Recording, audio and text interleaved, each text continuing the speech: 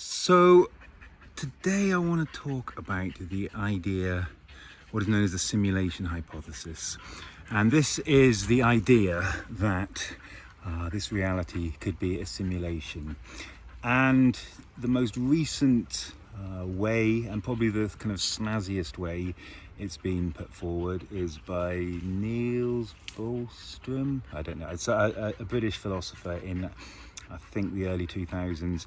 And he said, given how far we have advanced in the last 50 years technologically, imagine how far we will have advanced in the next 5,000 years, 5 million years.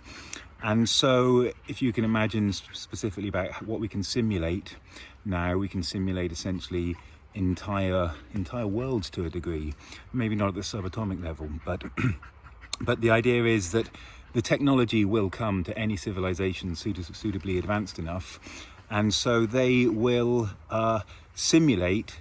There's no reason for them not to simulate every possible permutation of every possible world, given enough kind of infinite or approaching infinite computing power.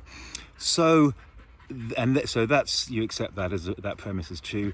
The dog is literally rolling around like a pig in mud. I don't know if you can see that. So given that, it's very likely that people will, let's just say humans in the future will simulate past Earths. And they might do that totally. We might be one of those worlds. And once you accept that, then you have to accept that the chances of that, probabilistically, the chances are much more likely that you are a simulated world than a real world. And therefore we should think this is a simulation. And it's the probability side, I think, is the new addition to it, but it's the same argument as Descartes' demon and Plato's The Cave and the Matrix. It's this idea of kind of absolute skepticism about reality.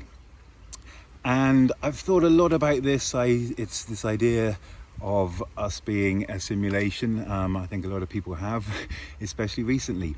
And one thing that I can't fathom is what you're saying by that is that this reality now, if you think about the saddest you've been or the happiest you have been or the most confused you have been or any of these mental states, none of them I cannot see how that mental state could be represented in zeros and ones, which is one of the kind of premises of this argument. It's not a counter argument, but to me it seems implausible. And of course the reply to that is, yes, but that is just the illusion. That is the illusion of consciousness brought about by these zeros and ones. But I can't accept that. Not because I'm begging the question or being circular in my reasoning, but just I can see how behaviour can be represented, but I cannot see how experience can be represented. Bearing in mind I'm an experiencing thing, and we're all experiencing things, and we should be able to ask ourselves, could this really be zeros and ones? And I think if we're honest with ourselves, the answer is probably a no. There is a reality to this that no zeros and ones could accommodate, I believe. There we go.